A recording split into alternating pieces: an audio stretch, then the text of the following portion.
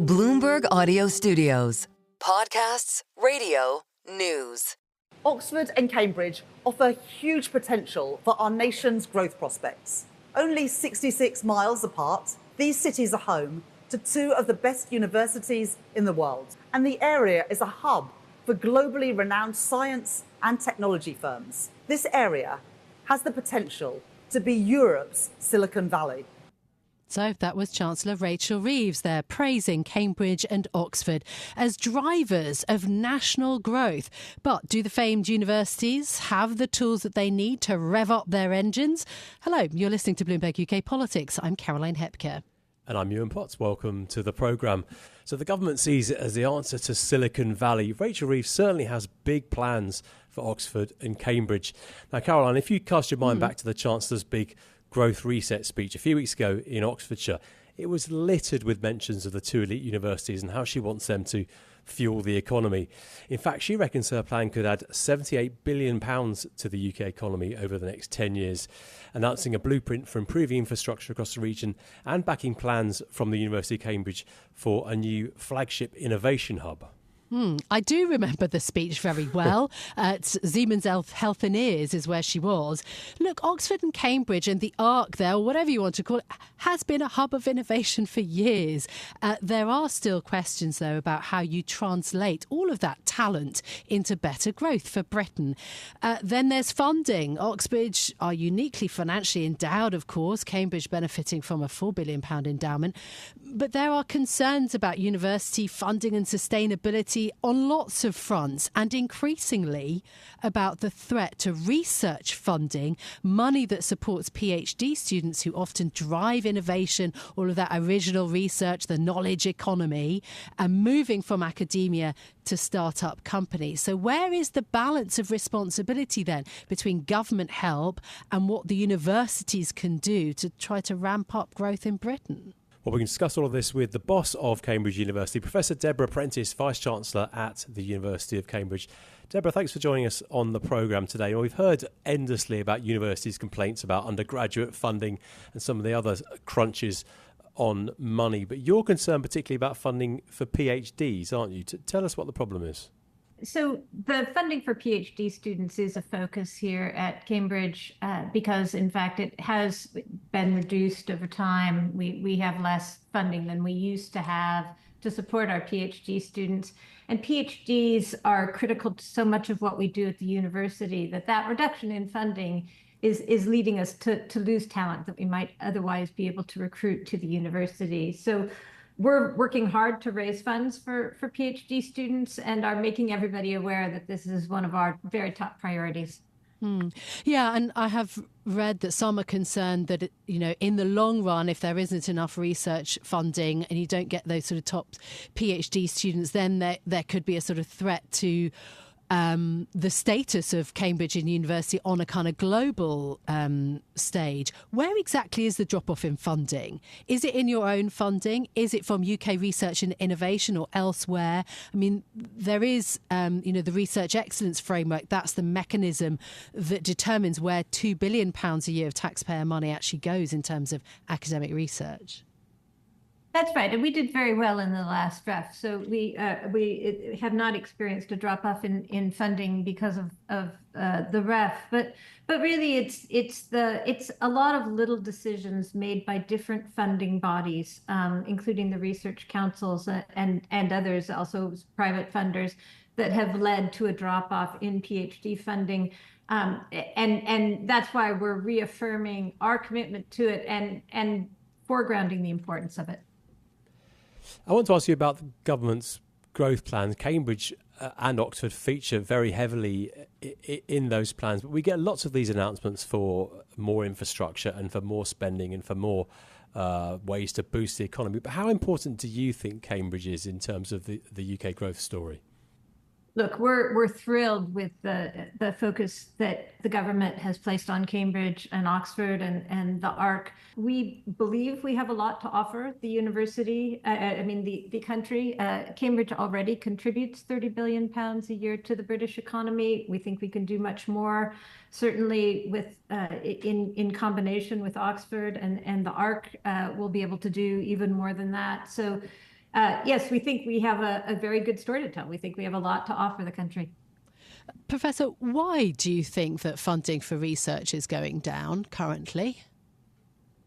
I don't know that funding for research is going down. We focus particularly on PhD student funding. In fact, there is funding for research. There's no question. And I think that I'm relatively new to the UK, just here for 2 years, but I've actually been delighted with the recognition of the importance of research funding and the importance of universities as driving economic growth. So I have no complaints about that. I do believe that research is a focus in this country in a very positive way.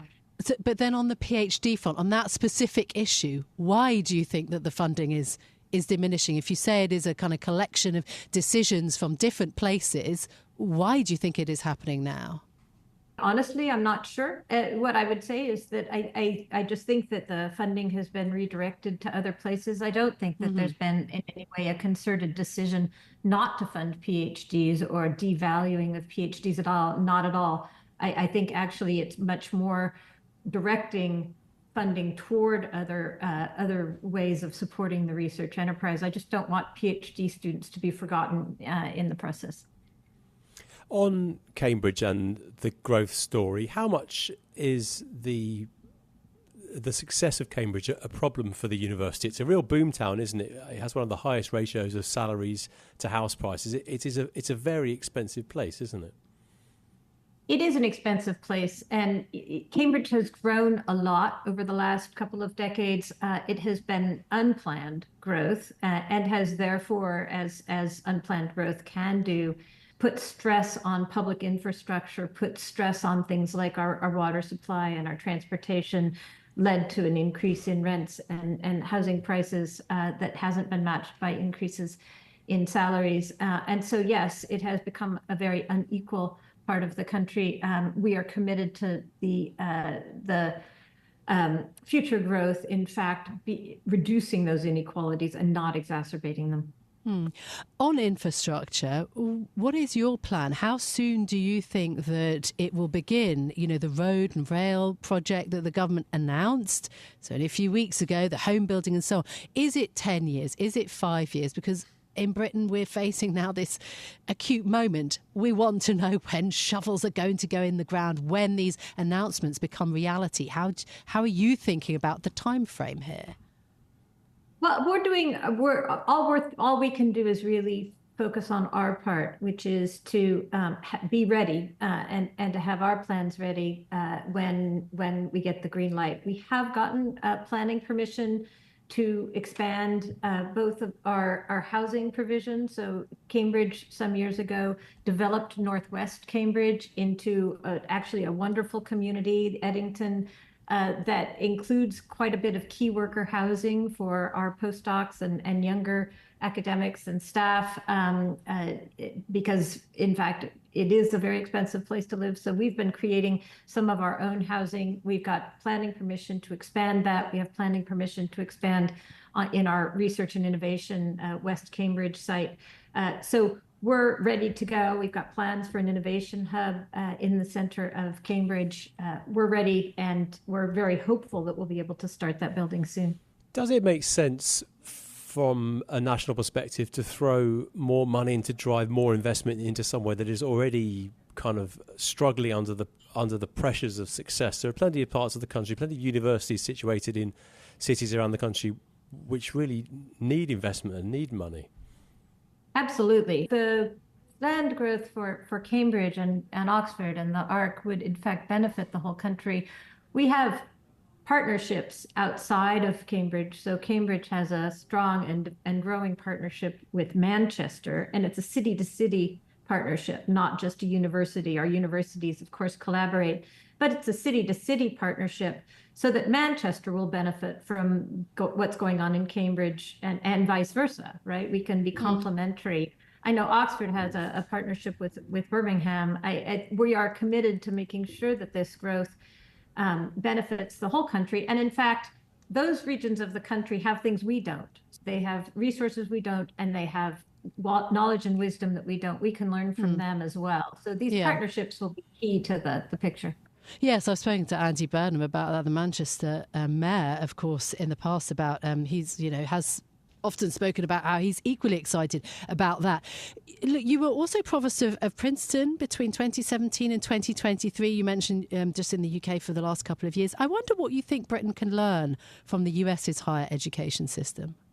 We can always learn from our colleagues, and they Sure. learn from us in higher education. But actually, I think learning from the U.S. about how to create turn university discoveries into economic growth is also something we can learn. And in fact, a group of us are going to Boston just in a couple of weeks to see the Engine, because it's a model. The Engine is an innovation hub. It's a model for what we can do here in the way of an innovation hub. We want to learn from them. What they did is not what we'll do, but it's still great to see what colleagues are doing across the pond.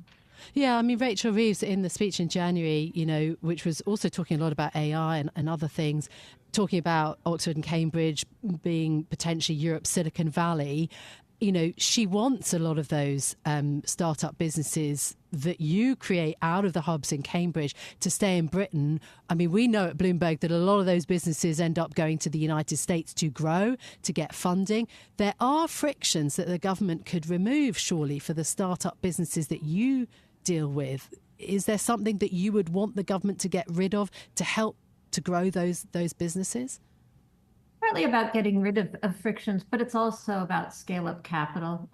So the main reason that businesses move to the U.S. is because that's where the capital is to scale up growth. And the U.K. does not have that kind of scale-up capital. We need it.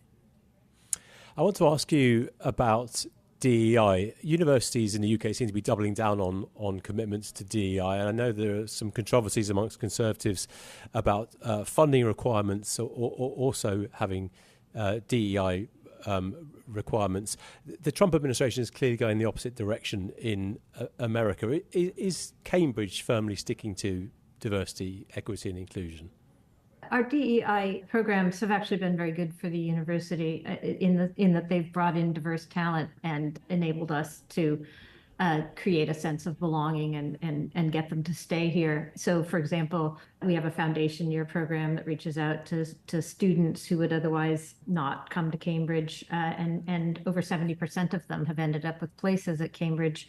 We've got widening participation efforts. In fact, I'm off to the Southwest soon to see students in Devon and Bristol and places that we don't draw students. I was in Manchester and Liverpool last year trying to convince students to come. So we very much want to draw from talent from all corners of the country and all corners of the world, and to bring them here and to enable them to thrive. And for that, diversity, equity, inclusion initiatives are key. Professor Deborah Prentice, Vice Chancellor of the University of Cambridge, thank you so much for being with us and for discussing all of these issues and what they mean to the university. Thank you. Now, Yuan, before we go, we know that politicians love to promise change, and we wanted to tell you about some changes that we're actually making here to Bloomberg UK Politics. From next week, we will be coming to you once a week on a Friday. We'll still bring you all the key reporting and analysis of the big stories in British politics, and we will have special bonus episodes on major policy announcements, economic news and top interviews. So never fear. From next week, look for us in your feeds every Friday. And watch out for those bonus issues as well. That's it for today. If you like the programme, don't forget to subscribe and give it 5 stars so that other people can find it on Apple Podcasts, Spotify or wherever you listen. This episode was produced by Tiwa Adebayo. Our audio engineer was Sean Grastamakia. I'm Caroline Hepker. And I'm Yuan Potts. We'll be back with more next week. This is Bloomberg. Bloomberg UK Politics. Listen weekdays at noon on DAB Digital Radio in London.